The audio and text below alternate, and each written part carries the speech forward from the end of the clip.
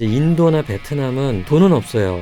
근데 젊어요. 의지만 있으면 어디 가선 공장에서 일만 하면 되는 그런 상황인 거죠. 중국은 이제 아까 말씀드리면 대학 졸업해서 사회생활 하던 사람이에요.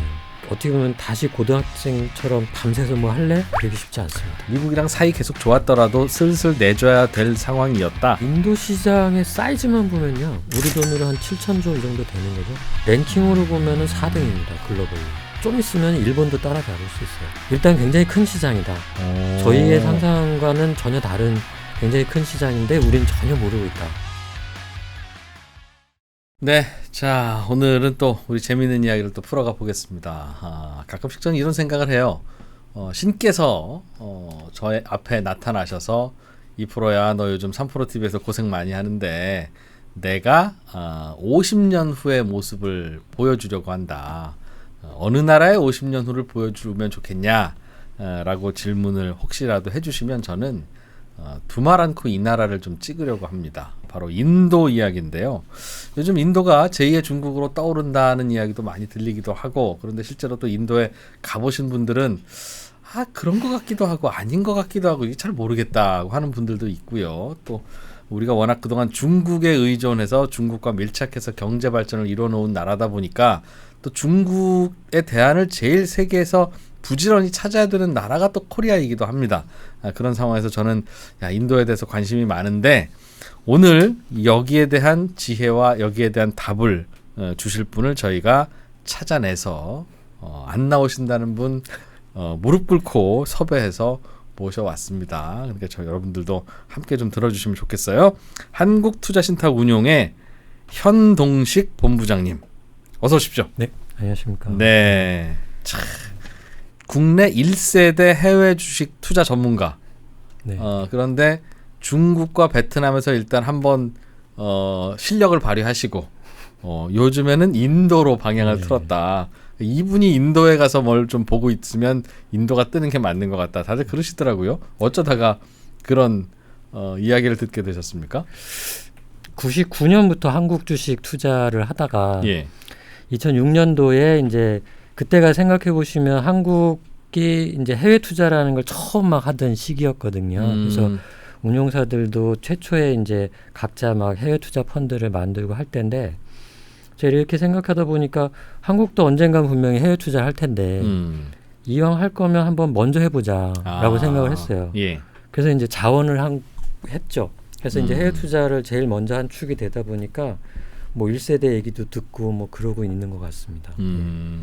처음에는 그럼 중국 투자부터 시작하셨어요? 아니면 해외 아니죠. 투자? 처음은 저희 회사는 이제 베트남을 처음에 시작을 했고 다른 회사는 이제 중국을 했고 그때 이제 각자 하나씩 찍어서 막 하던 시기였거든요. 그러다 이제 베트남으로 시작을 했다가 제가 이제 2010년 말부터 12년 동안 중국에서 리서치 사무소장을 했습니다. 그래서 이제 중국이 가장 빠르게 성장하던 시기를 이제 중국 현지에서? 네네, 현지에서 리서치를 하면서 눈으로 보고 겪긴 했죠. 그게 아마 이제 인도를 보는데 오늘 이제 말씀드리겠지만 많은 도움이 좀 되는 것 같아요. 10년 전에도 그래서 중국 투자 관련 책을 하나 쓰셨더군요. 네. 최근에는 인도의 컨슈머 파워에 네. 투자하자. 네. 중국은 뭐 소비자들이 힘을 발휘하는 나라가 아니라 공장이 돌아가면서 세계의 공장이 되는 나라였는데 맞습니다. 인도는 인도의 공장이 앞으로 세계를 돌릴 거야가 아니라 인도의 많은 그 수많은 인구가 소득이 늘어나면서 인도의 소비자들이 소비를 하면서 뭔가 새로운 변화와 투자 기회를 줄 거다. 그렇게 보시나 봐요? 중국은 주로 이제 말씀하신 대로 공장 역할을 많이 했기 때문에 GDP에서 제조업 비중이 좀 높습니다. 그리고 그쪽이 끌고 갔고. 예. 근데 인도는 지금 봐도 GDP에서 한 60% 정도가 소비예요. 그러니까 말씀하신 대로 소비가 주로 이제 성장을 끌고 가고 있는데 성장 엔진이 좀 성격은 다르다. 중국과 지금까지는 인도가. 그렇죠. 근데 이제 인도는 그 소비라는 성장 엔진에 제2의 중국 공장 역할을 가져오면서 가져오니까. 제조업이 이제 더해지는 엔진이 하나 더 생기는 그런 국면이죠. 그러면 이제 중국 주식 팔고 인도 주식 사라. 그동안 그럼 현동식 본부장님 소개로 중국 주식에 투자하는 분들은 어떻게 합니까? 그럼? 그게 좀 저도 조심스럽긴 한데 이렇게 말씀드리고 싶어요. 해외 투자라는 게 저희가 이제 어찌 보면 유목민 같은 거지 않습니까? 좋은 시장을 찾아서 이렇게 다니는 거니까 중국에서 인도로 옮긴 게 그게 나쁜 판단은 아니라고 생각을 하고요. 그리고 제가 이제 그 방향을 튼 게 책을 기준으로 하면 10년 전에 이제 중국 투자하자고 썼고 예. 지금 이제 10년 만에 인도 투자하자고 썼으니까 10년에 한 번 정도 이 큰 메가 트렌드를 따라 움직이는 거는 저는 합리적인 것 같아요. 그래서 이제는 한번 중국보다는 인도를 좀 더 공부하셔야 될 때가 아닌가 생각을 좀 합니다. 책 이름이 뭐예요? 책 이름이 음. 인도 컨슈머 파워라고 제가 지었어요. 인도 컨슈머 파워. 네. 이게 무슨 ETF 이름하고도 비슷한 거 아닙니까? 쓰다 보니까 야 이거 상품도 한번 해보고 싶다 싶어서 예. 상품을 만들었는데 이름을 일부러 갖게 줬습니다. 회사에서 눈치도 좀 들 보이고. 네. 야 이거 근무 시간에 책이나 쓰고 있었어. 라고 하면 ETF 좀 팔아보려고요. 맞습니다. 알겠습니다. 궁금한 질문부터 좀 드리죠. 네. 요즘 다들 전 세계가 트럼프가 대통령이 되고 난 다음에 우리나라는 어떻게 될 거냐, 뭐 이제 이런 궁금함에 대한 분석들을 하던데 맞습니다. 바로 여쭤보죠. 인도는 어떻게 될까요? 트럼프 집권 시기에. 생각해 보시면 인도가 이제 저희 같은 해외 투자자의 레이더 안으로 들어온 게 트럼프가 이제 무역 분쟁을 시작하면서부터잖아요. 그래서 중국의 역할을 누군가 대신 할 텐데 하면서 이제 막 찾다가 베트남도 들어오고 인도도 들어오고 한 거고요. 지금 보시는 거는 이제 1990년대부터의 미국 입장에서 어느 나라에서 수입을 해왔는지 이제 비율을 보여드리는 건데 90년대만 해도 일본에서 수입해오는 게 한 전체 수입량의 16%, 그다음에 중국, 거의 인도는 보이지도 않았었죠. 근데 일본이 밀려나가고 그 자리를 중국이 노란색이 이렇게, 떴네요. 네, 노란색으로 돼서 산처럼 올라간 게 이제 중국입니다. 미국이 어떤 나라로부터 수입하느냐 물건을. 네. 그게 이제 21%까지 갔다가 트럼프가 전쟁을 하면서 쭉 빠지고 있고요. 예. 근데 이제 그 자리를 이제 인도가 조금씩 메우고는 있습니다. 근데 이제 언뜻 보시기엔 중국이 줄은 거보다 인도가 가져간 게 많지 않은데 사실 수도 있잖아요. 그렇죠. 예. 근데 누가 가져갔냐 그러면 보면 제일 많이 가져간 게 보니까 멕시코, 캐나다. 그러니까 중국의 고점 21에서 14까지 떨어지는 동안 그거에 이 빠진 거에 한 30% 40%는 캐나다하고 멕시코 가져갔고. 이게 뭐냐하면 이제 인건비는 좀 높지만 특히 멕시코 같은 경우는 이제 나프타 협정으로 관세가 없고 운송비가 쌉니다. 그러니까 중국이 어떻게 했냐면요, 멕시코에 공장을 줬어요. 중국인들이. 네.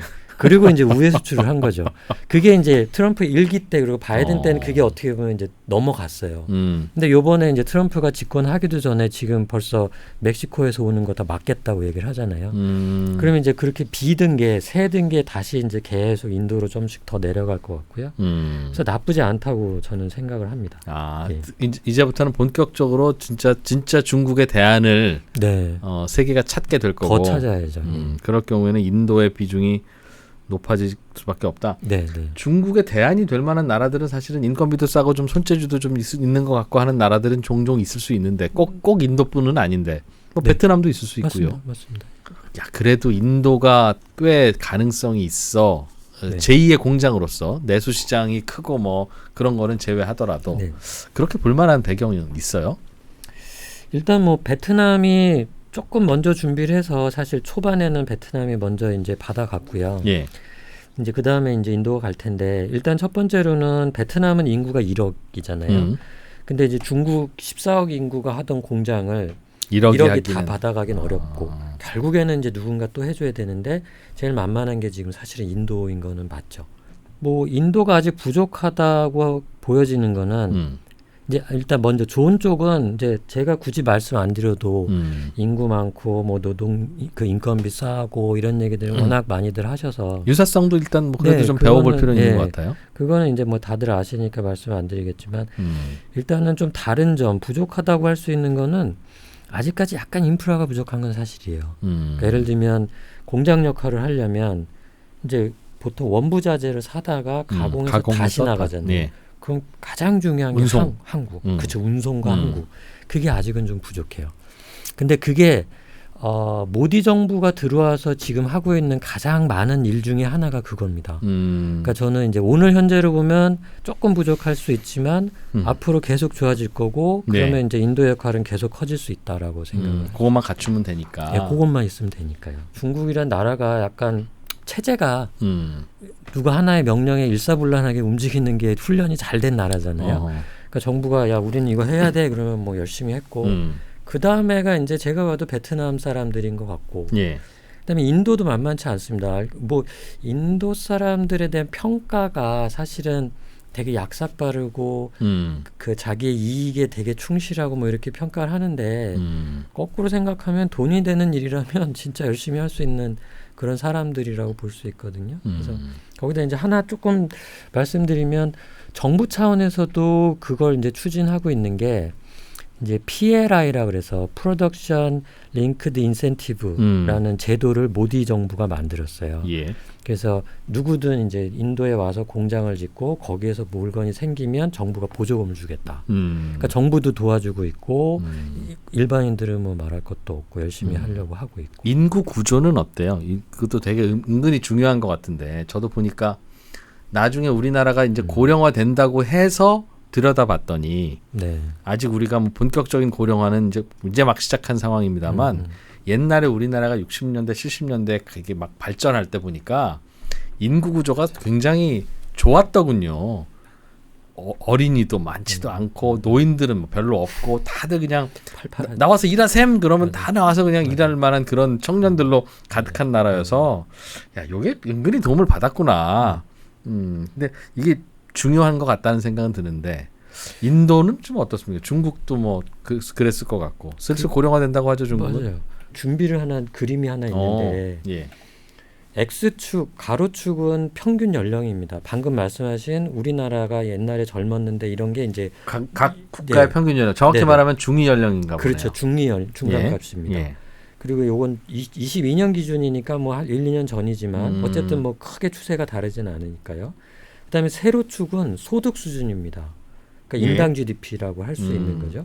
그러니까 방금 말씀하신 게 딱 보여지는 게 일본은 가장 나이가 많고 소득은 조금 제일 높은 편이고요. 그러니까 이제 이 사람들은 은퇴할 때가 다 됐어요. 네. 그러니까 돈은 있지만 그동안 열심히 일했으니까. 그렇죠. 그러면 이제 생각해 보시면 사람하고 비슷해요. 돈은 있는데 은퇴할 때가 됐거나 은퇴했으면 그러네. 일단 편안히 살지만 씀씀이는 줄죠. 슬슬, 노후가 노후 불안하니까 막 쓸 수는 없잖아요. 그리고 어디 가서 공장에서 일할 수도 없죠. 그러네. 한국은 그 뒤를 바짝 쫓고 있는 거고. 느낌이 그렇구나 진짜. 예.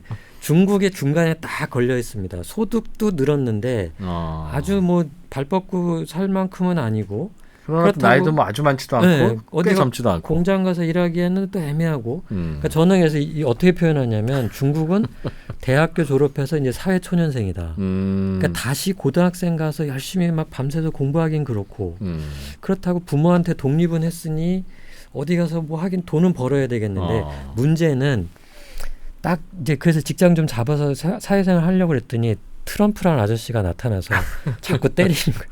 나가 직장에서 나가. 그러니까 애매한 상황이죠. 근데 보시면 이제 인도나 베트남은 그냥 돈은 없어요. 근데 젊어요. 그러니까 말씀하신 대로 의지만 있으면 어디 가선 공장에서 일만 하면 되는 그런 상황인 거죠.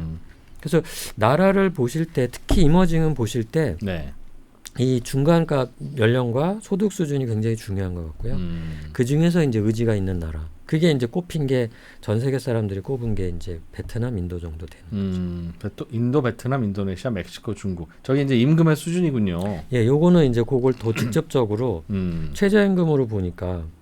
그리고 또 하나가 이제 중국은 그런 질문들을 하셔서 제가 또 준비한 건데 뭐냐면 뭐 혹시라도 트럼프랑 중국이 또 친해지면 이거 역할 없어지는 거 아니냐? 그렇죠. 그렇게 걱정하실 수도 있잖아요. 맞아요. 중국이랑 다시 친해지면 그럴 수도 있죠. 예, 언제 또 다시 또 그냥 있던 공장 돌리자 할 수 있죠. 그렇죠. 근데 이제 문제는 그래서 제가 보면 요거 보시면 중국은 이제 아까 말씀드리면 대학 졸업해서 사회생활 하던 사람이에요. 그 사람이 다시 공장 가서 일해? 그러니까 어떻게 보면 다시 고등학생처럼 다시 그렇게 막 밤새서 뭐 할래? 그러기 쉽지 않습니다. 그러면 중국이 세계의 공장 자리를 다른 나라에 내줘야 되는 상황은 미국과 갑자기 싸우는 바람에가 아니라 미국이랑 사이 계속 좋았더라도 슬슬 내줘야 될 상황이었다. 맞습니다. 천천히 내줄 거가 한 방에 내준 거. 한꺼번에. 근데 다시 돌아가긴 쉽지 않은 길이다. 그러면 이제 그 역할은 누군가 해야 되는 상황은 계속 되는 거죠. 그래서 지금 당분간은 멕시코가 지금 하고 있는 것 같고 미국 가까운 곳에서 인도, 베트남, 뭐 인도네시아 이런 쪽이 하지 않겠냐. 요게 쉽게 이게 경제학자분들이 말씀하시는 후진국에서 이제 중진국까지 가는 딱 그 길이에요. 그러니까 인당 GDP로 보면 2,000달러 정도에서 10,000달러까지. 2천에서 10,000달러. 예. 그때까지는 임금 수준이 저런 경쟁력이 있으니까. 우리나라 올림픽 하기 직전까지네요. 정확히 네. 맞습니다. 그때는 어떤 일이 벌어지냐면 발전을 하려면 자본이 있어야 되고요. 그래서 공장을 지어야 되고 공장을 돌릴 기술이 있어야 되잖아요. 예. 일할 사람이 있어야 되는데 예. 그 단계에는 둘 다 없어요. 자본도 없고 기술도 없는데 사람만 있잖아요. 그럼 어떤 일이 벌어지냐면 외국의 공장들이 들어오고 기술을 가져오죠. 기술과 자본이 있는 쪽에 온다. 그렇죠. 그러면 이제 노동력만 공급하면 되는 거예요. 부모님이 밥은 먹여주는데 너는 공부만 해. 딱 이런 상황이랑 똑같습니다. 딴 생각하지 말고. 딴 생각할 필요 없죠. 그러니까 성실하기만 하면 10,000달러까지는 간다고 봐요. 거기서부터가 이제 문제가 되는 거죠. 그때부터는 독립해야 되니까. 보통 그러면 10,000달러 못 가는 나라들도 많은데 네. 그 나라들은 그건 성실하지 않은 거죠. 성실하지 않아서 한국보다 잘 살았던 나라들이 많잖아요. 네. 브라질도 그랬고, 아르헨티나, 예, 저희한테 원조해줬던 나라들이 지금은 저 뒤에 있잖아요. 터키, 예, 헝가리. 그게 이제 고등학교는 똑같이 입학을 했는데 공부 열심히 안 한 애들과 열심히 해서 대학 좋은데 가서 사회생활 잘하는 사람의 차이라고 보면 되죠. 그러니까 일만 열심히 하면 되는데 그조차도 안 하는 거는 그건 어쩔 수 없어요. 그거는 뭐 사회 분위기일 수도 있고 뭐 다양한 이유일 수도 있는데 맞습니다. 그게 인도는 그럼 어떠냐는 거죠. 그걸 우리나라는 해냈고 중국도 눈 반짝반짝하면서 일 열심히 했다. 좋은 쪽으로 많이 다루시는 거 인도 공과대학 얘기들 많이 하시잖아요. IIT. 예. 예. 그게 전형적인 그거죠. 그 14억 인구가 우리도 그랬잖아요. 베트남과 우리나라, 그런 중국 비슷한 나라들이 학구열이 높아요. 예. 잘 살려고 열심히들 하다 보면 자연스럽게 공부하려고 하거든요. 아, 그게 우리나라 비슷하다. 그럼요. 디테일로 하나하나를 놓고 이건 좋다 저건 나쁘다 하면 이제 밤새 얘기해도 끝이 안 나잖아요. 예. 그래서 저는 거꾸로 어떻게 말씀을 많이 드리냐면 그 종합 성적표를 한번 보자. 네. 그럼 모든 게 합쳐져서 나타나는 게 나라로 봤을 땐 GDP의 성장률. 그렇죠. 그렇지 않습니까? 얼마나 싹수 있는지. 네. 이 그림이 그거라고 저는 성적표라고 봐요. 뭐냐면 1990년도부터 지금까지의 성적표. 네. 그 여기에 이제 보여드리는 거는 맨 위에가 이제 일본. 근데 이제 그 밑에가 독일인데 예. 보시면 최근에 이제 막 엎치락뒤치락 하기 시작하죠. 근데 그 밑에 회색선이 또 빨간색한테 뒤집혔지 않습니까? 예. 회색선이 영국이고 뒤집은 게 인도예요. 그리고 맨 밑에 까만색으로 제가 표시해드린 거는 한국입니다. 그러니까 2008년까지만 해도 예. 한국과 인도의 GDP 절대 사이즈로는 비슷했어요. 아, 저게 이제 1인당 GDP가 아니라 국가 전체 GDP죠? 네네네네. 예. 일단 한국은 금융위기 때 제꼈습니다. 그리고 최근에 이제 영국을 제꼈잖아요.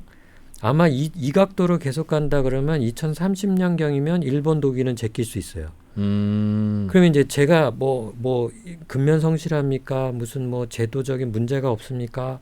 있죠. 저 있다고 보고 공부 못하고 능덩이 치는 인구도 많겠죠. 근데 그게 다 모여져서 종합적인 성적표로 봤을 때는 저 정도가 나온 나라다. 지금까지도. 되게 빠른 성장을 하고 있네요. 의외로. 그럼요. 앞으로 뭐 뭔가 유망하다는 게 아니라 지금도 꽤 빠른 성장을 하고 있는 것 같습니다. 맞습니다. 지금까지도 그랬고 근데 이제 이게 그런 게 있지 않습니까? 어느 정도가 넘어서야 이제 눈에 띄기 시작하고 거지. 튀어나오는 거고 그런 것 같아요. 그럼 경제 초기 단계인데 중국의 초기 단계에도 성장 속도가 빨랐잖아요. 네, 야야야, 쟤는 잘 키우면 쟤 챔피언 되겠다. 야야, 쟤 뛰는 거 봐라. 어이구. 뭐 그 느낌이 있었는데 중국은. 네. 인도는 어때요? 그거랑 비교하면. 요게 이제 방금 물어보신 딱 그거예요. 저도 사실은 궁금했었거든요. 예. 그래서 이제 봤더니 지금의 인도가 2,500달러입니다. 인당 GDP로. 예. 그럼 중국이 언제였냐 보면 2006년, 7년 그 사이였어요. 근데 이제 말씀하신 이제 속도를 본다 그러면 예. 아까 말씀드렸던 2,000에서 10,000달러, 네. 2,500에서 제 기준을 잡으면 10,000달러 19년에 찍었거든요. 중국이. 네. 12년 걸렸어요. 예, 그러네요. 2007년에서 네. 2019년 됐으니까. 12년이면 연평균으로 하면 13%, 12% 사이입니다. 12년에 4배 뛰어야 되니까. 네네네. 예. 근데 이제 인도는 지금의 속도, 아까 보셨던 그게 굉장히 빨라 보이지만 속도를 보면 한 9% 정도? 연평균 9%. 그 정도예요. 그럼 그게 유지된다 그러면은 한 6, 7년? 걸리겠네. 중국보다는 한 4, 5년? 약간 느린. 근데 이제 그러면 또 중국보다 못한 거 아니야 이러실 수도 있잖아요. 중국보다 못하다 했을 때 그 중국은 예. 20년 20년 15년 전. 전에 중국이에요. 아까 나이로 봤을 때 예. 20대 30대일 때 중국보다는 지금 느려요. 근데 중국도 어차피 지금 40대 들어가잖아요. 그러면 앞으로 10년 20년을 봤을 때 인도보다 빨리 뛸 수 있는 나라는 제가 우선 베트남 정도? 한 두 군데 정도? 두세 군데 예에는 다 뒤에 있어 뜁니다. 속도가. 예. 그래. 옛날 중국은 진짜 무서운 그건 좀 속도였고. 비정상적으로 빨랐다고 봐야죠. 참고로 중국보다 빨랐던 나라는 한국이에요. 아 그래요? 네. 계산해 한국이 보면 2,500에서 10,000달러를 중국보다 빨리 돌파했어요. 10년이 안 됐어요. 이야. 근데 제가 그래서 똑같이 근면 성실했는데 작아서 아마 좀 더 빨랐을 수 있지 않나 싶어요. 1인당 소득은 네, 1인당 빨리빨리 또 전파도 돼야 되니까 외국에서 공장 몇 개만 들어와도 돼요. 들어오면 그냥 확 네. 살아나는 근데 거니까. 중국 같은 데는 사실 몇 개 들어가서 수천 개 들어와야 되니. 근데 이제 그게 한번 탄력 받으면 좀 빨라지는 거죠. 중국은 그럼 사실은 실질적으로는 중국이 진짜 빨랐어. 한국은 좀 규모가 작으니까 표가 그렇게 안 났을 뿐이지. 그렇죠. 덩치를 감안하면 중국은 진짜 엄청난 속도로 달렸던 거죠. 중국에서 한 10몇 년 계셨으니까. 네네. 우리 오늘 주제는 인도입니다만 중국은 네. 왜 그렇게 빨리 뛰었을까요? 그들은. 한국은 아까 저는 이제 그렇게 보거든요. 자본과 기술과 노동력. 예. 그게 이제 굉장히 중요하다고 보는데 노동력을 노동력을 써서 10,000달러 정도 가면 자본은 조금씩 생겨요. 그렇죠. 그래서 그렇죠. 공장 하나 지돈으로 지을 정도는 됩니다. 그 다음에 중요한 건 기술이 있어야 돼요. 근데 삼성전자 요새 욕을 많이 먹고는 있지만 네. 사실은 삼성전자가 그 기술을 이끌고 갔어요. 그렇죠. 그렇죠. 그 현대차도 있었고 그런 몇 개의 진짜 타고난 분들이 저는 많은 기여를 했고요. 또 하나는 그런 기술이 사실 상당 부분은 또 일본에서 가까운 데 있다 보니까 쉽게 또 네, 들어왔죠. 것도 많거든요. 중국도 그래요. 아시지만 지금 반도체 쫓아오잖아요. 반도체 공장, LCD 공장 가보면 한국 분들 굉장히 많습니다. 우리가 네. 뭐라고 못하지. 우리도 일본에서 많이 베껴온 거 그대로 베껴가는 저도 거니까. 그런 얘기를 많이 해요.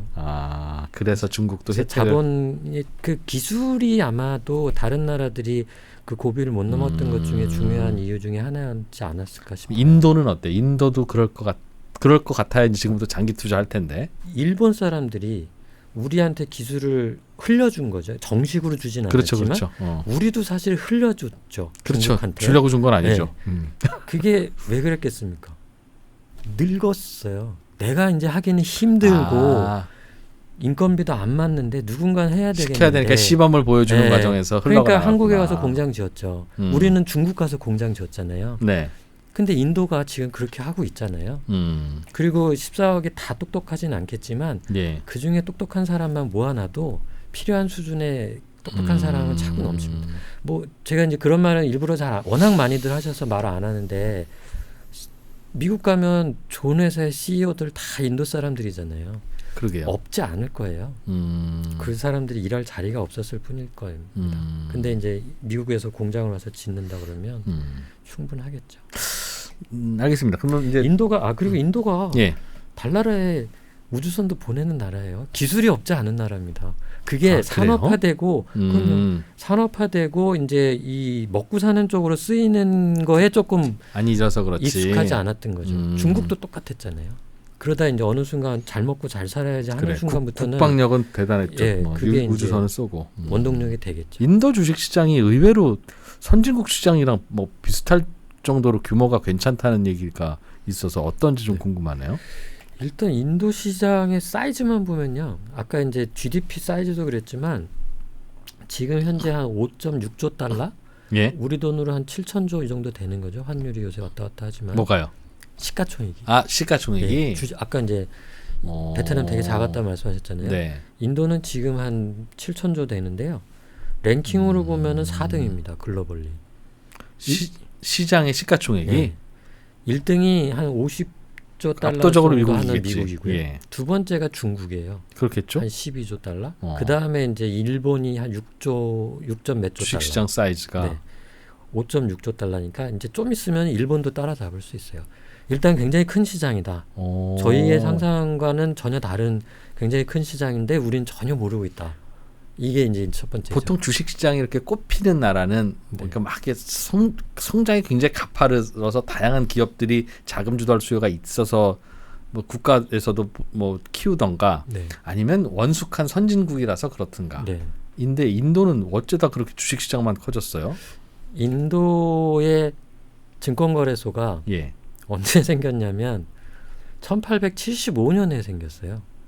봄베이 거래소, 이제 지금은 문바이 거래소로 이름을 예, 바뀌었지만 BSE라고 하는데 1875년에 증권거래소가 처음 생긴 나라입니다. 그러니까 주식 투자를 벌써 한 150년을 한 나라고요. 아, 역사가 깊구나. 네, 우리보다는 할아버지죠. 이 경험으로는. 그렇지만 그래도 좀 소수의 있는 사람들의 시장이었던 것 같아요. 예. 근데 이제 그게 어찌 보면 이제 본격적으로 커진 건 코로나 전후 하면서 이제 어찌 보면 불이 붙었죠. 그리고 좀 더 거슬러 간다 그러면 모디 정부가 들었으면서부터. 그건 왜 어떤 연관관계가 있어요? 일단은 주식을 투자하려면 금융거래가 돼야 되잖아요. 그렇죠. 뭐 계좌도 네. 트고 뭐 내 계좌도 예. 있어야 되고 이체도 돼야 되고. 그게 우리한테는 당연한 거지만 그 사람들한테는 당연하지 않았던 거거든요. 그 시골에서 은행이 일단 뭐 많지 않았을 것이고. 그렇죠. 근데 그거는 뭐 인도만 그런 게 아니라 대부분 이머징 마켓이 다 그렇습니다. 인도네시아도 지금 그렇고 베트남도 그런데 공통적인 게 뭐냐면 코로나를 계기로 이 오프라인을 중심으로 이루어지던 금융산업이 온라인화가 됐어요.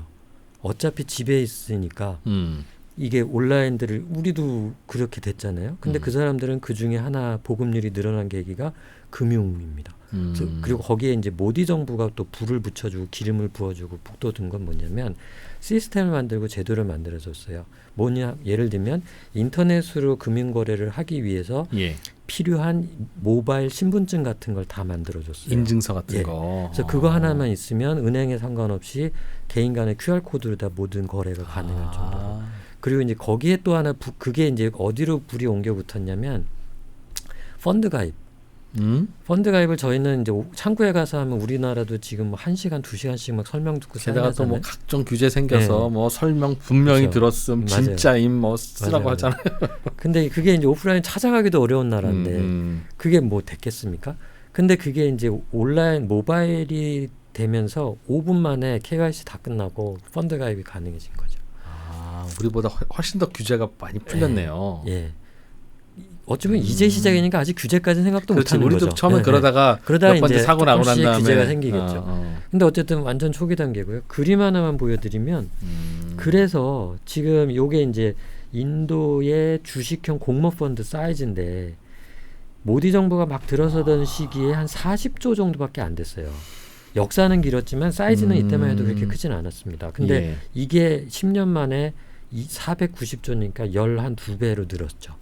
그리고 보시면 갑자기 확 커진 게 20년 코로나 때 한번 다시 불이 붙었어요. 주로 펀드로 투자하나 봐요. 우리나라는 이제 한동안 펀드로 하다가 요즘엔 개별 개인 거래를 주로 꽤 하는데 반반 정도 되는 것 반반 같아요. 정도? 개별 종목으로 사서 들고 있는 거와 펀드가. 그 기존에는 이제 종목으로 하는 게 더 많았고 최근에는 이제 펀드가 커지고 있죠. 근데 펀드가 장점이 뭐냐면 기관 투자자가 투자를 하니까 일단 어찌 보면 뭐 대형주 내지는 진짜 좋은 종목 중심으로 가는 가고요. 종목이 계속 가는 예. 시장이겠군요. 거기다가 또 하나가 적립식이 지금 유행이에요. 저 늘어난 거의 반이 다 적립식입니다. 이야, 이건 우리나라도 한때 붐이 불었는데. 네. 그러니까 어쨌든 좋고요. 그 다음에 하나만 더 보여드리면 파란색 선은 주식시장의 외국인들의 보유 비중입니다. 파란색이 네. 예. 이제 조금 꺾이고 있죠 최근에. 근데 이제 빨간색은 로컬 투자자들의 보유 비중이에요. 펀드나 직접 투자한 걸. 예. 보시면 이제 그걸 메꾸고 있죠. 역전되고 있잖아요. 근데 이제 이게 외국인이 팔아서라기보다는 로컬이 많이 사서 이렇게 역전된 거예요. 말씀드렸던 예, 대로 그럴 수 있죠. 예, 예, 펀드나 뭐 이런 거. 외국인이 팔기만 하면 자동적으로 네. 내국인 지분 비중은 늘어나기는 네, 네. 마련인데 맞습니다. 그거보다 더 추월해서 네. 그리고 요게 무슨 장점이 있냐면 비슷하게 두 개가 같이 굴러가니까 하나가 팔면 하나가 사주고 하나가 팔면 또 하나가 사줄 수 있는 약간 수레바퀴 두 개가 돌아가는 거예요. 근데 이게 최근에 이제 우리나라 시장 보면 외바퀴잖아요. 외국인이 사면 올랐다가 팔면 빠지잖아요. 예. 엄청 빠지잖아요. 인도는 그런 면에서는 균형을 이루고 있어서 사실은 나쁘지 않습니다. 파란색이 그럼 기관이면서 외국인이기도 한 거예요? 외국인 중에는 100% 기관이라고 보시면 됩니다. 개인은 아직 외국인 개인은 인도의 개별 종목 투자가 안 되거든요. 저 파란색은 우리나라로 치면 외국인 기관 합쳐놓은 거. 그렇죠. 펀드들이다 보시면. 보시면 펀드를 투자하는 사람의 머릿수를 카운트해 보면 예. 4,500만 명입니다. 14억 인구 중에 4,500만 명이면 대충 3%거든요. 아직. 예. 아. 그러니까 아직도 사실은 그리고 소득 수준 2,500달러고 그럼 같은 사람이 소득이 들면 투자도 좀 더 할 거 아니에요? 그러겠죠. 거기에다가 머릿수가 늘어나면요. 아. 이 사이즈는 사실 기하급수로 늘 수도 있죠. 아, 그래서 그러면 이건 뭐 예측이니까 음. 단정할 수는 없지만 어쨌든 잠재력은 그러니까 시장을 받쳐주고 더 사주고 우리가 많이 샀을 때 더 사줄 인도의 투자자들이 줄을 뒤에서 배후가 네, 기다리고 서 있으면 이렇게 볼 수는 그렇지. 있습니다. 투자할 땐 그것도 고민해야지. 네네네. 이런 초기 시장에는 뭐를 좀 투자해야 좋으냐? 중국에서 요만한 단계일 때 우수한 수익률을 보였던 업종이나 이런 기업을 찾으면 인도에 그대로 적용하면 된다. 일감은 그렇게 떠오르는데 네네. 뭐 그렇게 하네요. 아니면 인도에 뭐 독특한 또 특징이 좀 있으면 가미도 해야 될 것 같고 어떻습니까? 제가 인도가 꽂히고 인도에 투자를 해야지 하고 생각을 하다 보니까 뭐 제 입장에는 제가 잘하는 거로 해야 되잖아요. 예. 그게 아까 제가 10년 전에 책을 썼다고 말씀을 드렸을 때 책을 쓰게 된 계기가 뭐였냐면 중국 책. 네, 중국 책 10년 전에 쓸 때 그때가 언제냐면 하나투어가 상장하고 한 100배 올라 있을 때였어요. 상장하고 100배가 올라 있을 나중에 때였다고요? 한번 보십시오. 하나투어가 상장하고서 2002년인가 상장했거든요. 예. 2014년경에까지 10년에 100배가 올랐어요? 그렇죠. 한 10몇 년 동안에. 와. 그리고 호텔 신라가 한 20-30배 올라 있을 때였어요. 그게 다 뭐 때문에 그랬냐면 우리 해외여행 가고 면세점에서 물건 사는 거. 내국인들이 밖으로 나가는 것 때문에? 그거에 이제 마지막에 한번 이렇게 확 올린 거는 중국 애들이 들어와서 또 면세점은 그래서 올라가고 하나투어는 좀 먼저 올랐고 뒤에 이제 면세점이 그럼 따라 올랐겠네요. 올랐어요. 그렇죠. 근데 그걸 보면서 또 그 생각을 했죠. 아, 제가 아까 이제 베트남 손들 때 우리도 언젠가 해외 투자할 텐데 먼저 해보자. 예. 똑같은 생각으로 중국 애들도 언젠가 해외여행 갈 텐데 그렇죠. 그러면 하나투어 같은 회사가 있을까? 중국에. 네. 그거 사놓으면 저 정도는 아니어도 괜찮지 않을까? 봤더니 있어요. 그래서 중국 여행사 있겠지. 여행사인데 면세점까지 하는 회사가 있었어요. 아싸. 근데 면세점은 독점이고. 야, 이거는 뭐 빼박이다. 그러고서 이제 거기서 이제 필이 받아서 책까지 쓰고 거기서 그때도 또 뭐 상품 만들고. 근데 그 종목이 그 뒤로 한 최고로 많이 올랐을 때 한 20배까지도 올랐어요. 중국에서. 예. 그래서 제가 이번에 이제 인도를 공부하면서 이제 그 생각이 또 든 겁니다. 여행사. 네. 그래서 인도도 제2의 중국이라고 하도 사람들이 그러니까 네. 어느 날 갑자기 그 생각이 들더라고요. 근데 초기에 저소득에 여행 가려면 좀 시간 지나야 되지 않아요? 그렇죠. 그래서 이제 그렇게 무식하게 또 똑같은 걸 살 수는 없잖아요. 한참 기다려야 되잖아, 네. 그럼. 그래서 제가 여행을 가기에는 인도는 아직 그 수준이 예. 아니잖아요. 한 $10,000 근처 가야 되니까 몇천 달러 돼야 되니까. 그러면 2,500달러 그땐 제가 중국에 없었거든요. 네. 2006년이니까. 예. 그러면 그때부터 뭐가 올랐을까 하고 이제 쭉 봤더니 이런 애들이 쭉 올랐습니다. 이제 업종으로 먼저 크게 봤어요. 예. 31개 업종이 있어서 봤더니 제일 많이 오른 업종은 뭐 28배. 맨 못 오른 거 한 100배, 한 2배 난 거죠. 저게 언제부터 언제까지의 수익률을 계산한 거예요? 2006년 1월부터 21년 12월 말까지. 최근까지네요. 그렇죠. 그러면 초기에 많이 올랐던 녀석과 말기에 많이 올랐던 녀석들이 섞여 있는 거네요, 지금. 아, 맞습니다. 네. 그 초기라고 말씀은 요거보다 앞다는 2002년에서 한 7년 정도예요. 예. 그때는 중화공업, 그다음에 인프라 관련된 거, 그다음에 부동산. 그러니까 생각해 보시면 일단 공장을 져야 돼. 그렇지. 아까 말씀드린 항구 져야 돼, 도로 그래. 깔아야 돼. 그렇지. 걔네가 먼저 떴어요. 그 뒤에 이제 그러다 보니까 어느새 2,500달러가 온 거죠. 슬슬 사람들 네. 주머니에 돈이 들어가기 시작하면 지금의 인도 수준이 온 거예요. 그래서 제가 2006년을 찍은 거예요. 지금 인도에 예, 맞추려면 안 그러면 또 너무 빨리 들어가거나 너무 늦을 수 있으니까. 그래서 봤더니 보시는 것처럼 그때부터 오른 거는 맨 왼쪽에 이제 제가 짙은 색 칠해 놓은 것들인데 주로 특징적으로 소비 관련된 게 올랐어요. 그때부터는. 그때부터 초기에는 특히 더. 네. 근데 이걸 또 맨 앞에 아까 제가 나이랑 소득 수준 말씀드린 거랑 또 연관져서 생각해 보면 사람이 살 때 소비를 제일 적극적으로 할 때가 결혼해서 애 낳고 집 사고 고연령대에서 고연령대 그리고 그때가 중국이었던 것 같아요. 그래서 제가 봐서는 이제 결론이 소비인 것 같다. 근데 소비 중에도 봤더니 이게 뭐 업종이 20배, 18배, 15배씩 오를 정도면 이 정도면 충분히 해볼 만한 거 아닌가. 야, 이게 우리나라처럼 약간 성숙한 시장에서는 진짜 잘 안 오르는 업종 중에 하나인데. 그게 왜 그러냐면요. 늙어서 그래요.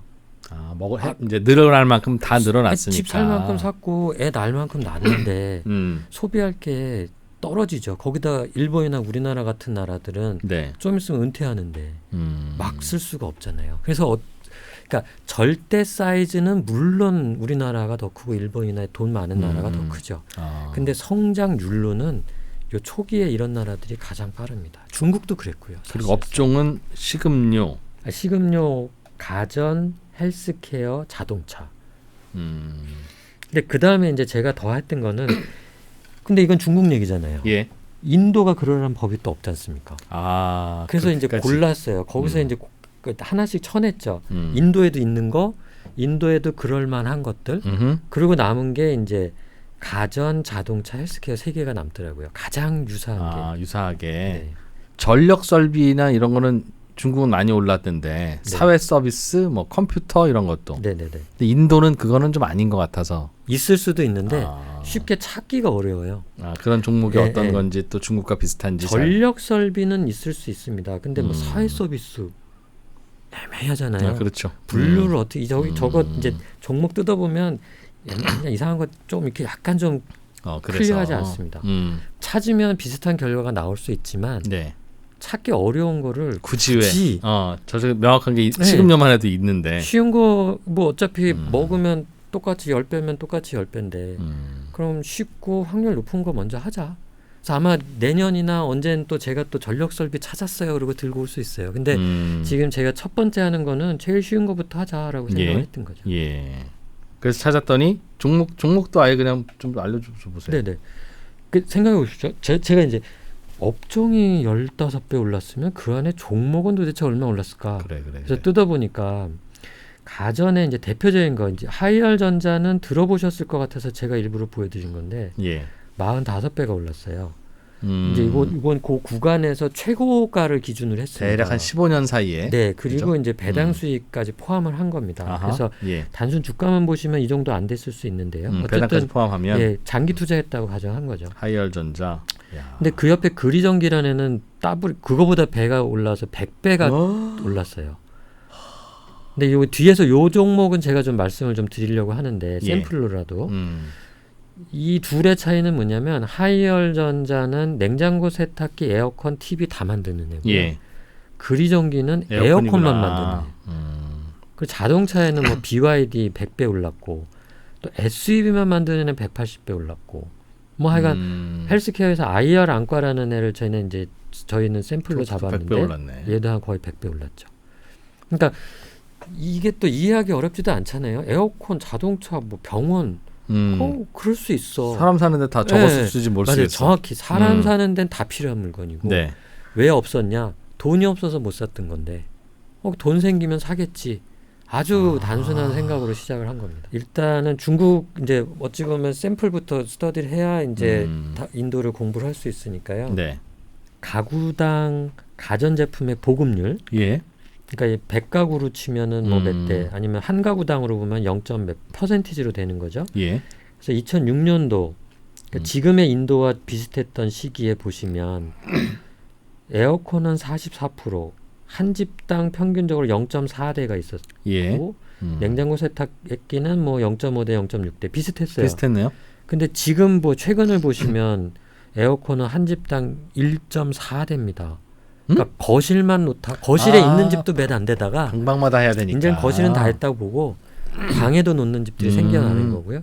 근데 냉장고, 세탁기는 보시면 100% 한 집당 한 대를 못 넘어가요. 그래. 평균적으로. 세탁기는 저거는 2대 있는 게 좀 쉽지 이상해. 않죠. 그렇지. 예. 냉장고는 그럴 수도 있는데 냉장고 하나 좀 더 있는데 둘 다 이랬고요. 그 다음을 보시면 연간 판매량으로 보면 그러다 보니까 에어컨은 거의 세 따블이 났습니다. 판매량으로 2,600만 대. 이 숫자는 좀 기억을 해주세요. 네. 인도랑 비교할 거니까 2,600만 대가 거의 1억 대까지 늘었어요. 에어컨은. 예. 네. 근데 세탁기, 냉장고는 한 집당 한 대 되고 나니까 그 다음부터는 교체 수요만 있는 거죠. 그러니까 아까 하이얼전자는 이걸 다 만드니까 평균이 평균이 때려진 거고 떼어지니까 그리정기라는 애는 에어컨만 하다 보니까 성장률이 이걸 가파르구나. 다 따먹은 거라고. 에어컨 인도 에어컨 빨리 알려주세요. 인도는 에어컨 전문 업체가 어딥니까? 답부터 말씀을 드리고 가죠. 뭐. 그러면 화끈하다 진짜. 그래 이게 맞아요. 이 회사입니다. 볼타스라는 회사고요. 타타는 들어보셨죠? 타탄 들어봤죠. 타타 계열사예요. 근데 회사 에어컨 이름이 전문. 타타를 안 쓰고 이렇게 해서 또 아쉬운지 모든 물건에 여기는 볼타스 적어놓고 여기다가는 타타 그룹 뭐 이렇게 적어놔요. 근데 어쨌든 그런 회사고요. 시장 점유율로는 현재 기준으로 19%로 1등을 하고 있습니다. 인도에서. 다이킨 저기는 일본 일본에서. 브랜드고. 예, 세 번째는 하벨스는 로컬 회사. LG 히타치 뭐 또 블루스타도 로컬 회사입니다. 어쨌든 얘는 볼타스네. 인도에 살려면. 근데 얘가 1954년에 설립이 됐어요. 그러니까 야. 70년째 에어컨만 만들고 1등을 하고 있어요. 그럼 제가 보기에는 앞으로도 한 20-30년은 1등할 가능성이 그렇겠네요. 높아요. 브랜드가 네. 강하네. 막 생긴 게 아니라. 네. 그러면 이제 남은 거는 시장만 커지면 되는 거죠. 예. 인도에 저 굳이 길게는 안 설명하셔도 될 것 예. 같습니다. 더운 나라입니다. 넘어갈게요. 그리고 올해 엄청 더웠어요. 죽은 사람도 있어요. 근데 왜 에어컨 안 틀었어? 돈이 없어서. 돈이 없으니까 그렇지. 근데 앞으로 $10,000 되면 중국 정도의 소득 수준이 되면 그러네. 어떻게 되겠냐? 아까 중국이랑 비교해 드리는 겁니다. 보급률 44%가 140% 갔다고 했죠? 예. 그럼 지금 인도는 어디야?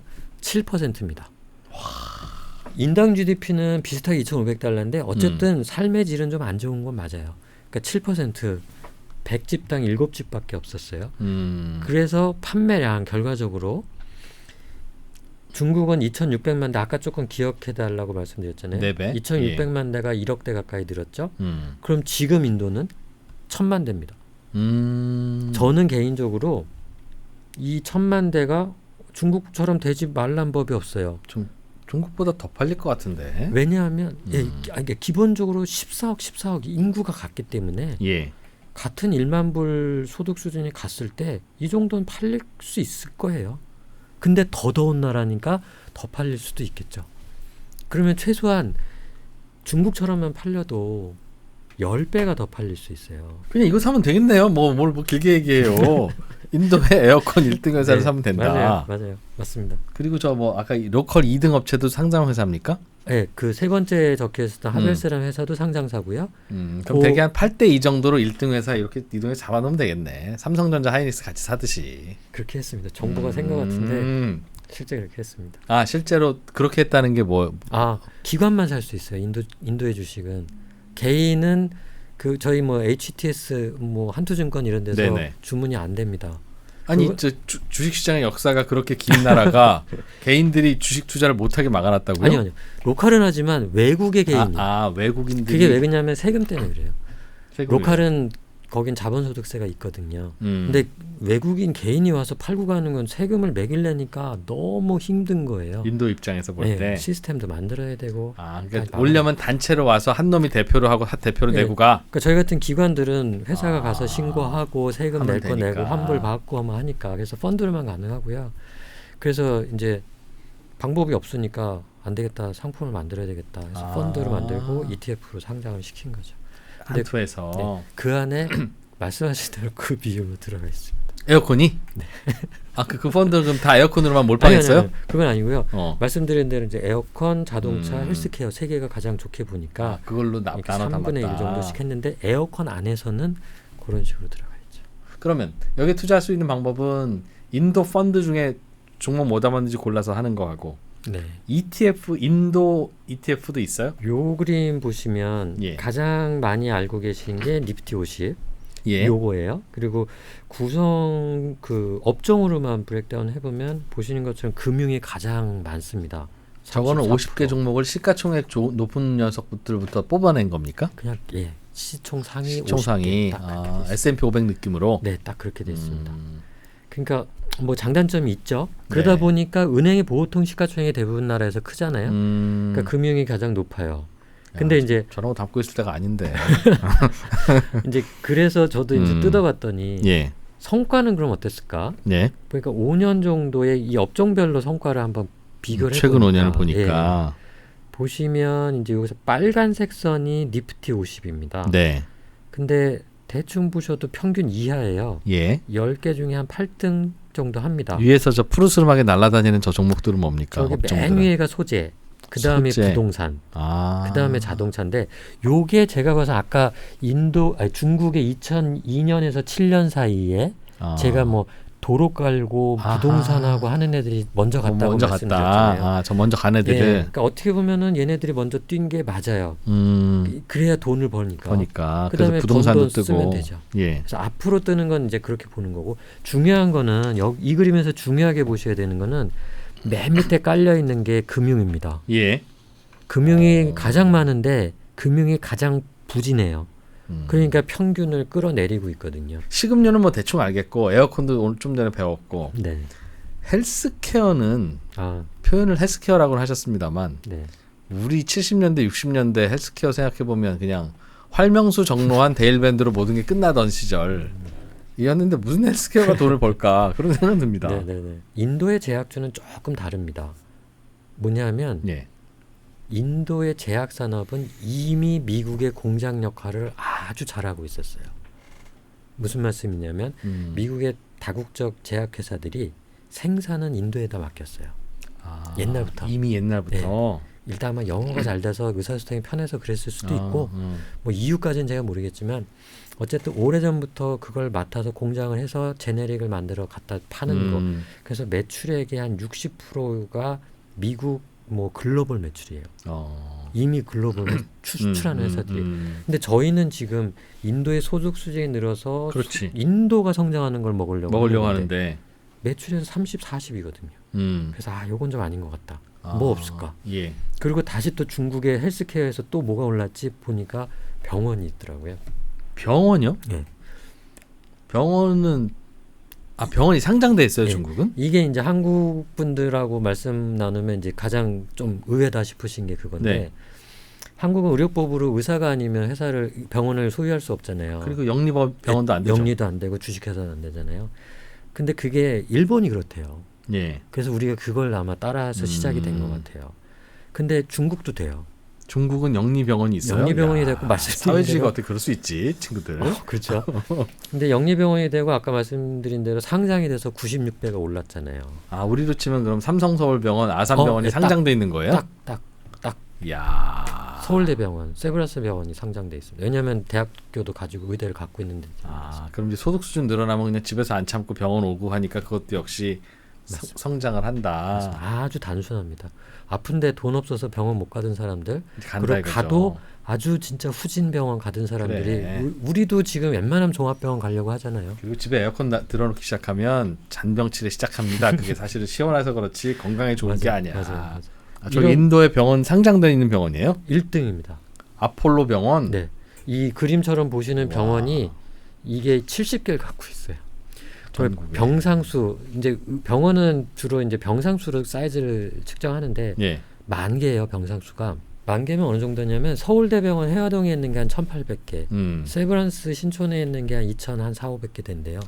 그럼 웬만한 우리나라 주요 병원 다 합쳐놓은 거랑 비슷하네요. 네, 4-5개 사이즈 다 보시면 되고요. 근데 저는 이게 인도 인구 생각하면 큰 건 아니구나. 네, 맞습니다. 예. 맞습니다. 그 뭐 제가 이제 뭐 많이 준비는 했는데 아무래도 다 말씀을 못 드릴 것 같은데 그런 거 있잖아요. 뭐 10,000명당 병상수, 그런 거. 인당 뭐 병원비 지출 규모 모든 거로 봐도 인도는 저 밑에 있어서 시작이라. 네, 돈만 생기면 이제 쓸 일만 생깁니다. 그래서 중국도 그랬나 봐요. 중국도. 네, 중국도 그랬어요. 그 중에 이제 또 하나 드라이브 걸리는 게 또 의료보험.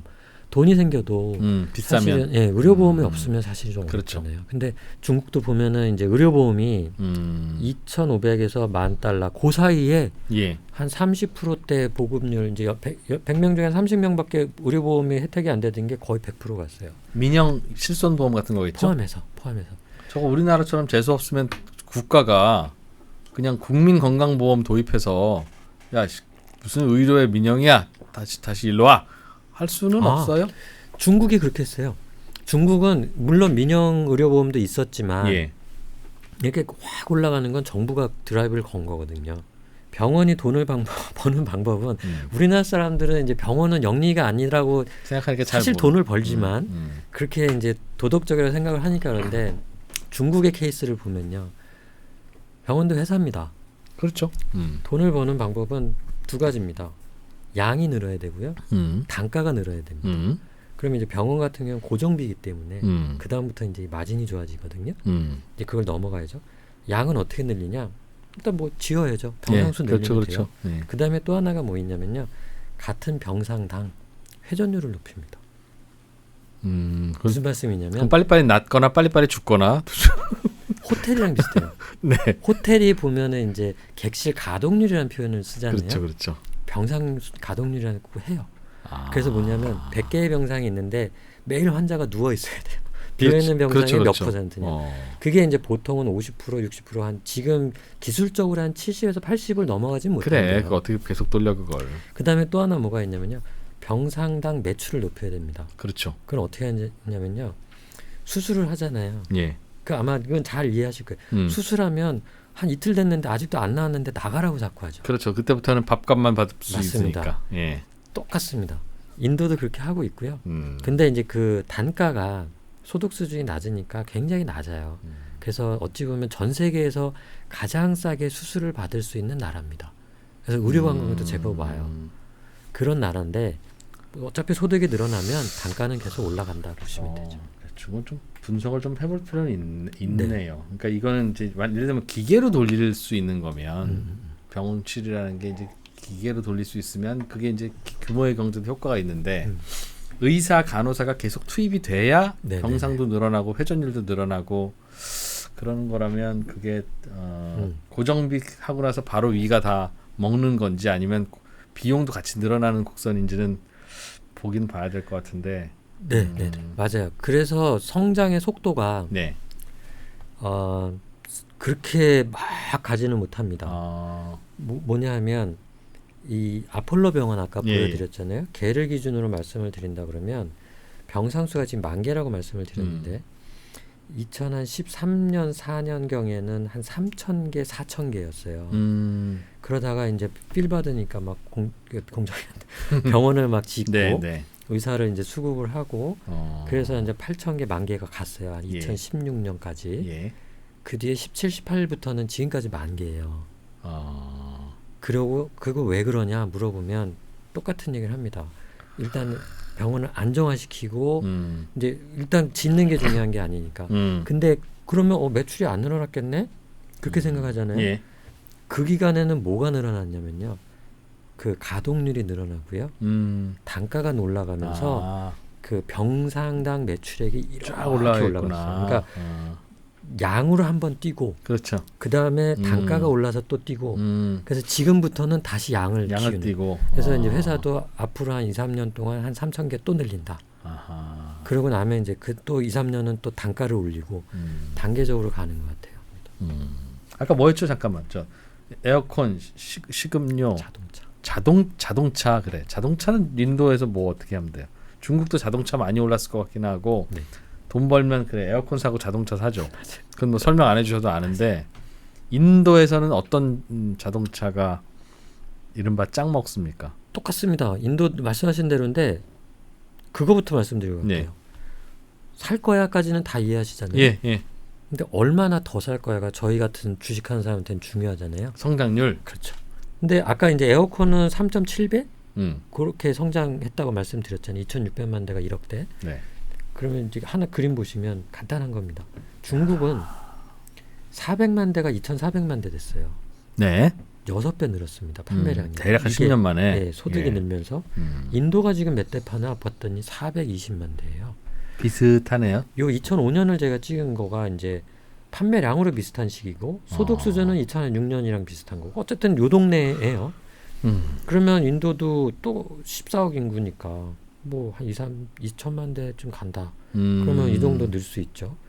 그래서 아까 말씀드린 중국의 자동차 회사 100배, 180배 올랐다고 말씀드렸잖아요. 네. 이런 상황에서. 근데 그 다음에 이제 아까 질문하신 그러면 누가 짱을 먹냐? 예. 현대자동차 2등하고 있다고 신문에 요새 상장하면서 많이 나왔잖아요. 예. 1등이 누구냐? 요 회사입니다. 스즈키. 네, 스즈키. 현대차랑 똑같습니다. 얘가 이제 현대차보다 훨씬 오래전에 인도에 상장을 했고, 예. 요번에 현대차가 상장을 했고. 장래에 어떻게 티코 같은 차네 보니까. 그렇죠. 근데 지금은 이 오른쪽에 보시면 마인드라는 회사의 차인데 얘는 SUV입니다. 제법 큰 SUV. 가격도 얘네들 거는 900만 원 뭐 이런 건데요. 얘는 평균 판매가 뭐 1,500만 원, 2,000만 원 하는 차를 팔아요. 마인드라. 근데 웃기는 거는 얘가 지금 더 팔아요. 더 잘 팔려요? 네. 그래서 절대량으로 보면 마켓시어, 판매량으로 보면 사실은 이제 마루티 스즈키가 아직까지 많습니다. 근데 마인드라가 많이 남겠구나. 네. 근데 늘어나는 폭으로 보시게 되면 요 맨 밑에 하늘색이 스즈키고요. 예. 그 바로 위에 회색 선이 금방 보여드렸던 마인드랍니다. 근데 얘가 마켓시어로 보면 6% 하던 애가 지금 10%가 넘어갔고요. 네. 마루티 스즈키는 50% 하던 애가 지금 마켓시어 뺏기고 있는 상태고요. 그래서 추세를 본다 그러면 이런 큰 차를 만들고 SUV를 만들고 좀 더 좋은 차를 만드는 애들이 오히려 잘 나가고 있다. 근데 요게 중국에서도 똑같았다. 저는 그렇게 왜냐하면 아까 180배 올랐다고 한 그 회사가 라이센스가 SUV 라이센스를 받았어요. 중국은 워낙 이게 까다로운 나라니까 그래서 SUV만 만들었어요. 근데 어느 순간 되니까 사람들이 돈 생기니까 SUV를 찾아요. 그래서 걔는 이제 대박을 낸 회사인데 지금 인도는 그게 이미 조금 시작이 됐죠. 이미. 예. 그래서 오히려 좀 큰 차 만드는 회사들이 좋습니다. 보니까 타타 모터스라고도 꽤 성장하고 있는데 네. 저기도 상장 회사 아니에요? 저거 얘기는 안 하시는 이유는 뭐예요? 그게 아까 제약사랑 똑같아요.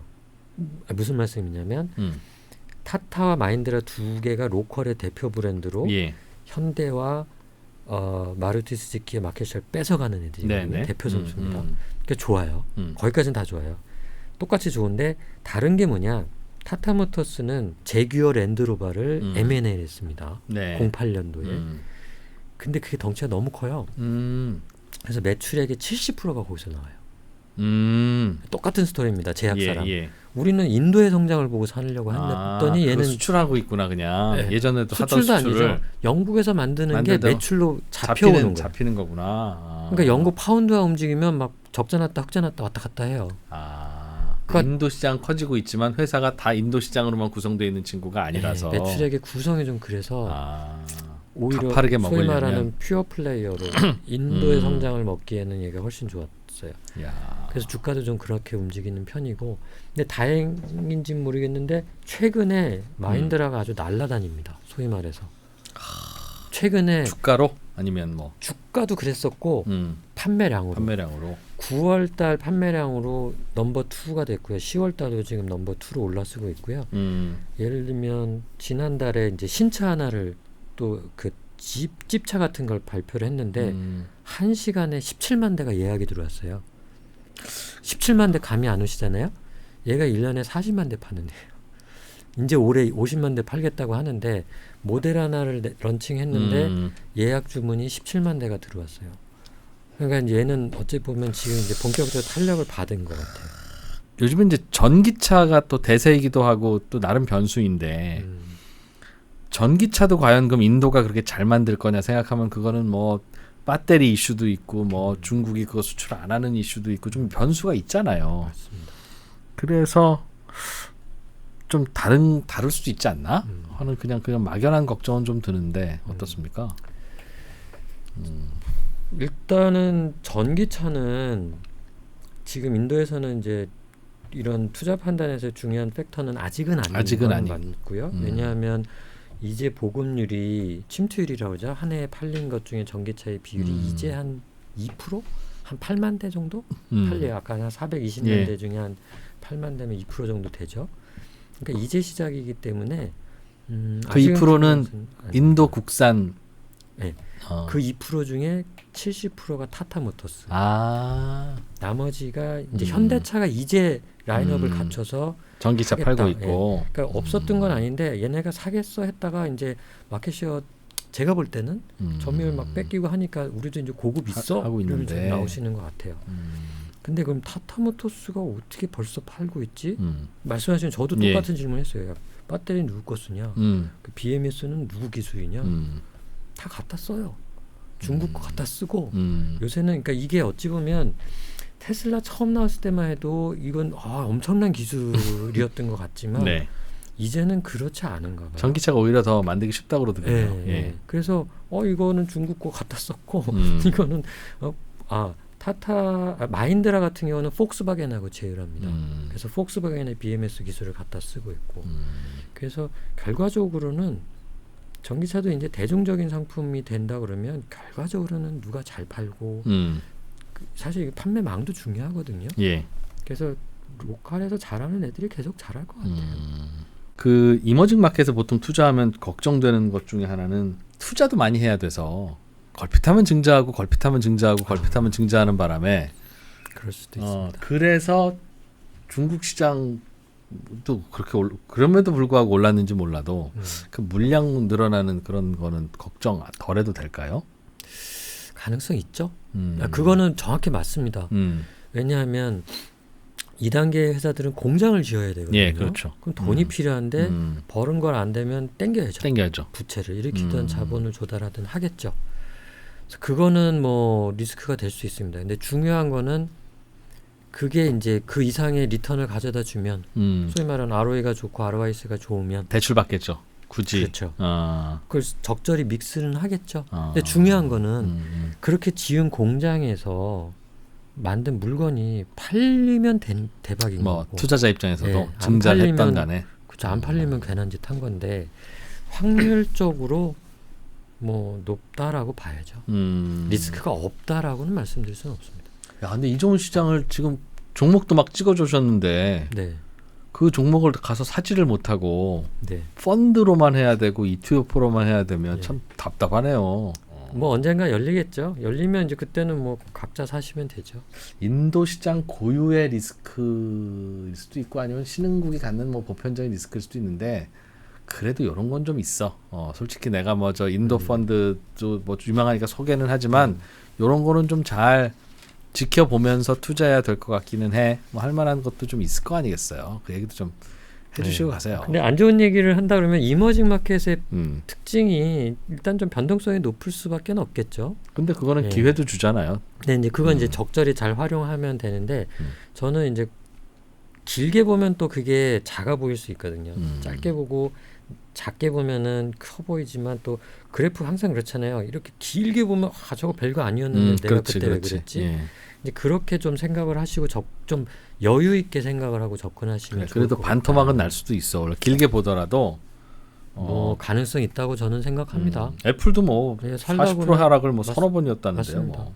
다만 이제 그나마 희망적이라 긍정적이라고 할 수 있는 거는 인도 그래프를 이렇게 보시게 되면 그래도 빠졌지만 항상 우상향하고 전고점을 뚫고 올라오고 나스닥 그래프랑 굉장히 유사하게 움직였어요. 근데 이제 중국은 예. 그렇지 못했고요. 이러다가 옆으로 겼죠.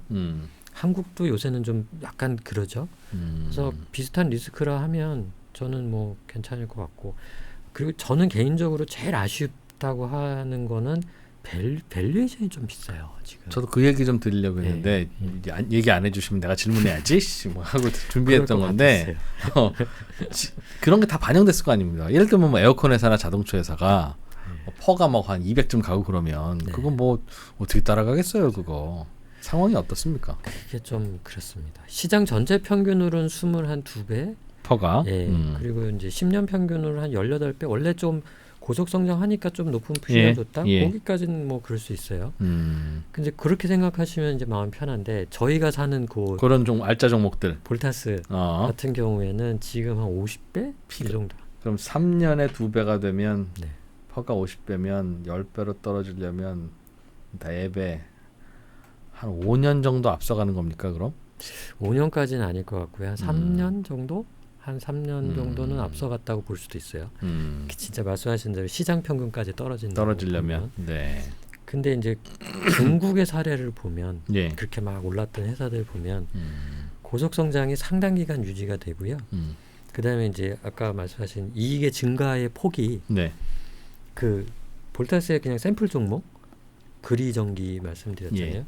걔가 그 주가가 오르는 기간 동안에 순이익이 50배가 올랐어요. 그러니까 50 저희가 이제 막말로 PER 50배에 샀어요. 샀어도 끝까지 버텼다 치죠. 그럼 PER 1배 되는 겁니다. 그렇죠. 그러면 이제 PER 10배면 10배 먹는 거고 20배면 그렇죠. 20배 먹는 거예요. 그 다음은 알 수 없는 거죠. 이익 성장률이 높으니 네. 그러니까 좀 더 이제 입장료는 내야지. 맞아요. 그 말씀하신 대로 정확히 2년 그 정도 3년 안쪽 1년 보시고 투자하시려는 분한테는 저는 말립니다. 어떻게 될지 모르니까. 아니, 말려요. 음. 그거 보고 할 거면 하지 마라. 음. 그리고 뭐 한 30% 먹고 나와야지 50% 먹고 나와야지 하시는 분한테는 하지 말라 그래요. 말씀하신 대로 언제든지 뭐 20-30% 빠질 떨어질 수도 수 있는 거니까. 시장이니까.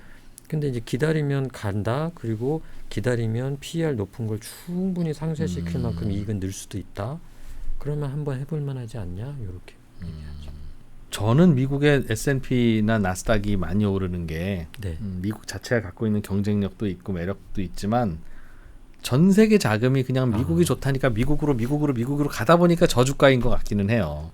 또 반대로 중국은 왜 주가가 저렇게 됐지라고 하면 가기도 쉽지도 않고 뭐 또 갔으면 또 불안하게 빠져나오고 이제 그런 부분이 있는 것 같은데 인도 주식시장도 앞으로 외국인 투자자들 많이 받을 거고 지금은 뭐 저 종목 투자 못하게 하지만 조금만 기다려 2% 그럼 우리가 뭐 다 개인도 그냥 할 수 있게 터줄게 그러면 그냥 에어컨에 몰빵할 수 있게 해줄게 네, 뭐 그런 분위기인지 아니면 중국처럼 외국인들 함부로 받으면 안 되지 뭐 이렇게 해서 그런 분위기인지에 따라서도 또 앞으로의 그 그래프의 각도는 좀 달라질 것 같은데 중국의 기업은 경쟁에 성장을 했으니까 돈을 벌잖아요. 근데 그 돈을 인민을 위해서 쓰거나 그리고 기업 자체가 국영기업이거나 그 실제로 상장 시총의 거의 한 60-70%가 국영기업입니다. 우리나라 은행 같은 느낌인가 네, 보네요. 은행부터 뭐 전력 뭐 다 국영기업이에요. 그러니까 그게 주주의 이익으로 환산되고 주가로 가는 게 약간 연결고리가 약했다.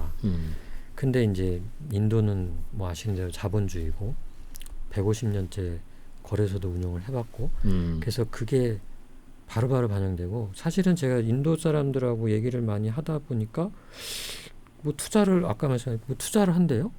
그러면서 ROE가 이거는 어느 정도 나올 것 같아요. 그래서 우리나라 회사도 그런 얘기 잘 안 하는데 그럼 주주 이익이 어쩌고 배당 어쩌고 야 니네는 벌써 그런 얘기를 하냐. 그거를 회사의 IR 관계자가 네, 당연하고 그게 왜 이렇게 반문할 정도로 약간 그런 인식의 차이가 있구나. 이익의 기업의 성장은 똑같이 하지만 주주한테 이익이 넘어가는 연결고리에 좀 차이가 있지 않은가. 그렇게 보면은 아무래도 그렇게 비상식적 내지는 좀 자본주의와 반대되는 그런 거는 좀 덜하다. 확률적으로 높지 않다. 듣고 나니까 인도 여행을 같이 갔다 온 그런 느낌은 드네요. 그러니까 투자 얘기긴 하지만 네. 재밌네요. 오늘 한투운용의 에이스 ETF를 철찬이에 출시하고 계시는 한투운용의 현동식 본부장님과 함께 인도 얘기 나눠봤습니다. 근데 이제 점점 우리나라도 수출로 먹고 사는 나라에서 이제는 투자로 먹고 사는 나라가 자연스럽게 되지 않겠습니까? 사람도 나이 들어서 이제 40-50대 되고 나면 본인이 뭐 이렇게 열심히 해가지고 퍼포먼스 내는 것도 중요하지만 이제 그 후배들 좀 어떻게 잘 지원하고 남이 어떻게 일하게 하느냐를 하느냐가 더 중요한 지표가 되듯이 우리나라도 점점 그렇게 될 텐데 이렇게 다른 나라들 어떻게 돌아가는지 잘 보면서 투자를 또 잘하는 게 예전에 공장에서 나사 한 번 더 조여서 좋은 제품 수출하는 거와 뭐 비슷하거나 오히려 더 중요하지 않은가 싶어서 앞으로도 현동식 본부장님 같은 분들 저희도 많이 발굴해서 다른 나라 투자에 도움이 될 만한 이야기들 많이 좀 해드리겠습니다. 시청자 여러분 다음 시간에 뵙죠. 현동식 본부장님도 고생 많이 하셨습니다. 고맙습니다. 감사합니다.